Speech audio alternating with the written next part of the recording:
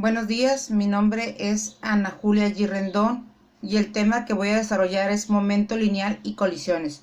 Comenzamos. Primeramente, vamos a definir el concepto de momento lineal. Lo definimos de la siguiente manera, como el producto de la masa por la velocidad, como lo podemos apreciar en la siguiente ecuación. La P mayúscula es para el momento lineal o cantidad de movimiento, masa por la velocidad. La cantidad de movimiento es una cantidad vectorial cuya dirección es la misma que la de vector velocidad. Y en el sistema internacional, las unidades serían kilogramo por metro sobre segundo. La cantidad de movimiento y fuerza, la relación que se establece entre ellas es la variación de la cantidad de movimiento respecto al tiempo. Es igual a la fuerza neta o total que actúa sobre la partícula. La fórmula la tenemos de la siguiente manera. La sumatoria de fuerzas va a ser igual a la variación de la cantidad de movimiento con respecto al tiempo. Si la masa de la partícula no cambia, la expresión anterior se reduce a la segunda ley de Newton. ¿Cómo lo hacemos? Bueno, la sumatoria de fuerzas es igual a la variación de la cantidad de movimiento sobre la variación del tiempo. Sustituimos, sacamos la masa como una constante y nos queda que la derivada de la velocidad con respecto al tiempo es la aceleración y me queda que la fuerza es igual a la masa por la aceleración. El impulso podemos definirlo también dependiendo de la segunda ley de Newton, que nos dice que fuerza es igual a masa por aceleración. ¿De acuerdo?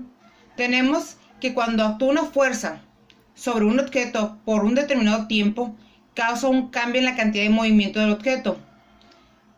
Nosotros lo podemos expresar de la siguiente manera. Fuerza total por la variación del tiempo es igual a la variación de la cantidad de movimiento. Y llevamos otra vez a que la fuerza total la podemos expresar como la segunda ley de Newton, que es masa por aceleración. Por lo que concluimos que el impulso total de la fuerza neta sobre una partícula es igual a la variación de la cantidad de movimiento de dicha partícula. El principio de la conservación de la cantidad de movimiento para un sistema aislado toma dos consideraciones. Número 1. Pueden interaccionar entre sí. ¿Qué se refiere? Que solo ejercen fuerzas entre ellas mismas. 2. El sistema está aislado del entorno que lo rodea. También, ¿qué quiere decir? Que no existen fuerzas externas que actúen sobre nuestro sistema. Por lo que podemos concluir que la fuerza neta o total que actúa sobre un objeto va a ser igual al momento lineal sobre la diferencia del tiempo. Y eso es igual a 0. Continuamos. La ley de la conservación del momento la podemos aplicar como la sumatoria del momento, que va a ser igual a una constante, va a ser igual a la suma de cada uno de los momentos que tenga el sistema. Por lo que podemos resumirla de la siguiente manera. Si la suma de todas las fuerzas que actúan entre partículas de un conjunto de objetos es 0, eso es utilizando la primera ley de Newton, la única fuerza que cambia el momento del sistema son las fuerzas externas, es decir, fuerzas ejercidas por objetos fuera del sistema. Ahora empezamos con el concepto de colisiones o choques. Primeramente vamos a definir qué es una colisión. Entonces, la colisión la podemos definir cuando dos o más cuerpos se aproximan entre sí. Entre ellos actúan fuerzas internas que hacen que su momento lineal y su energía varíe, produciendo un intercambio entre ellos de ambas magnitudes. Aquí podemos ver un pequeño esquema que nos representa una colisión. Para su estudio la vamos a dividir en tres tipos. La D, que son choques inelásticos. Un choque inelástico lo definimos de la siguiente manera. Uno de los dos objetos que chocan se deforma durante la colisión. En estos choques la cantidad de movimiento se conserva, pero la energía cinética no se conserva, ya que parte de ella se transforma en otro tipo de energía en el proceso de deformación de los cuerpos. Aquí tenemos un ejemplo clásico de un choque inelástico. Continuamos. Los choques elásticos se producen cuando dos objetos chocan y rebotan entre sí sin ningún cambio en su forma, y los choques de las bolas de billar, por ejemplo, o los choques entre partículas subatómicas son un buen ejemplo de colisiones elásticas, en la que los choques elásticos se conserva tanto la cantidad de movimiento como la energía. Eso es la parte importante o clave de un choque elástico. Aquí tenemos un ejemplo, tenemos dos partículas, chocan y salen disparadas en diferentes direcciones. Por último, los choques totalmente inelásticos.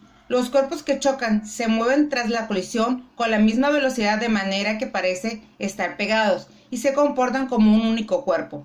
En este tipo de choques se conserva la cantidad de movimiento, pero toda la energía puesta en juego en el choque se transforma en calor o deformación y no se recupera para el movimiento.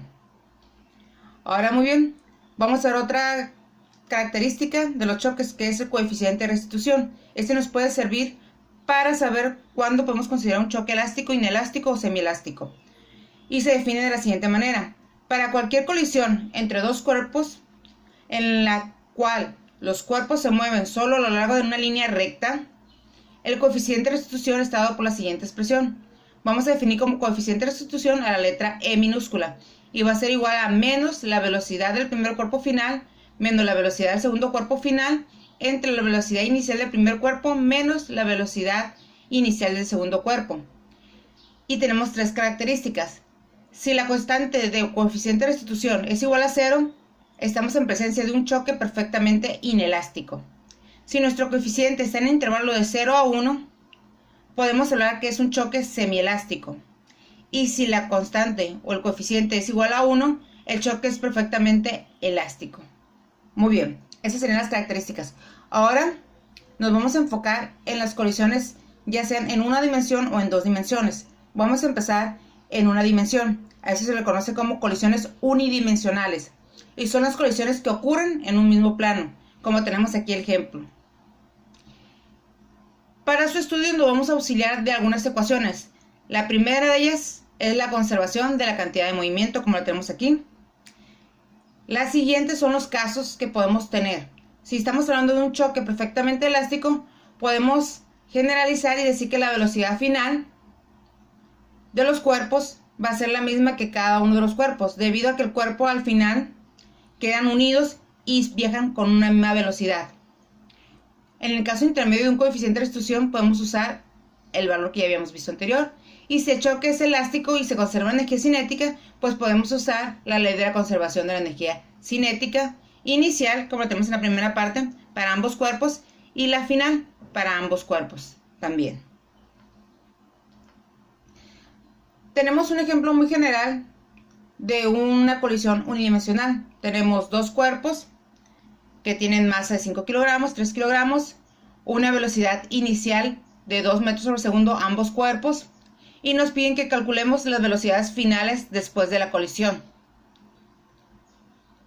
Entonces empezamos utilizando la fórmula de la conservación de la cantidad de movimiento, desarrollamos para ambos puntos, hacemos una sustitución, dejamos las variables que nos piden, que serían las velocidades finales del primer cuerpo y del segundo cuerpo, y tenemos esto en función de una ecuación lineal, que le llamaremos ecuación 1. Como no la podemos resolver porque tenemos un sistema con una sola ecuación y dos incógnitas, ocupamos usar la conservación de la energía cinética. Inicial para ambos cuerpos y final para ambos cuerpos. Hacemos la sustitución y nos queda esta otra expresión, que es una ecuación también con dos incógnitas. Entonces tenemos dos ecuaciones con dos incógnitas y podemos resolverlo con cualquier método. Para este caso lo voy a hacer con el método de sustitución, que consiste en, de la ecuación 1, despejar la velocidad del cuerpo final, y ya que la tengo despejada como en esta expresión, sustituirla en la segunda ecuación. Ya que la sustituyo, lo que hago es desarrollar algebraicamente los términos. Ya que desarrollo, simplifico, me queda esta expresión, que es una expresión de un trinomio, ¿sí? Divido todo entre 2.4, simplifico y me queda esta expresión. Y me dedico a resolver esta expresión cuadrática, para los cuales los resultados son los siguientes. Como es una función cuadrática, tiene dos soluciones posibles. Cuando la velocidad del cuerpo 2 vale menos 2 metros sobre segundo, y cuando el cuerpo 2 final vale 3 metros sobre segundo. Ya que tengo estos dos valores, los sustituyo y obtengo que la velocidad final del cuerpo 1 pueden tener los valores de 2 metros sobre segundo y menos 1 metro sobre segundo. Esas son las soluciones para este problema. Muy bien. Ahora vamos a ver el caso de una colisión en dos dimensiones, que le llamamos colisiones bidimensionales. Son las colisiones que ocurren en un plano, pero en distintas direcciones, como tenemos el ejemplo. Un cuerpo golpea a otro cuerpo y salen disparados en diferentes direcciones.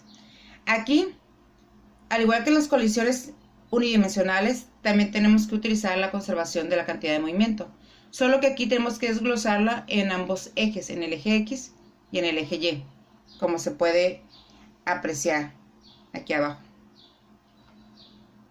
Usamos las ecuaciones del coeficiente de restitución, o si el choque es elástico, usamos la conservación de la energía cinética. Muy bien, vamos a ver un ejemplo de una colisión bidimensional. Tenemos los datos, nos dicen aquí que los dos cuerpos tienen la misma masa.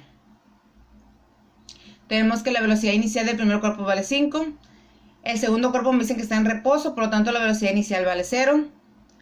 Me piden que calcule la velocidad del primer cuerpo, pero final, y el ángulo con el que sale disparado. La velocidad del cuerpo 2 final me lo están dando, me dicen que son 2 metros sobre segundo, y el ángulo con respecto a la horizontal es de 18 grados. Entonces tenemos nuestro esquemita. Tenemos que golpea la primer cuerpo al cuerpo que está en reposo, salen disparadas en diferentes direcciones. El cuerpo 2 genera un ángulo de 18 grados con respecto a la horizontal y sale con una velocidad final de 2 metros sobre segundo. Me están pidiendo la velocidad de este cuerpo final y el ángulo con respecto a la horizontal de este cuerpo. Entonces empezamos. Usamos la conservación de la cantidad de movimiento para ambos ejes, para el eje X y Y. Lo que sigue es hacer una sustitución de variables, ¿sí? Como el cuerpo está en reposo, este término se hace 0. Como estamos hablando de una variable en X, hacemos la sustitución por el coseno del ángulo, que es el que andamos pidiendo, buscando. La velocidad final sabemos que el ángulo vale 18, sustituimos.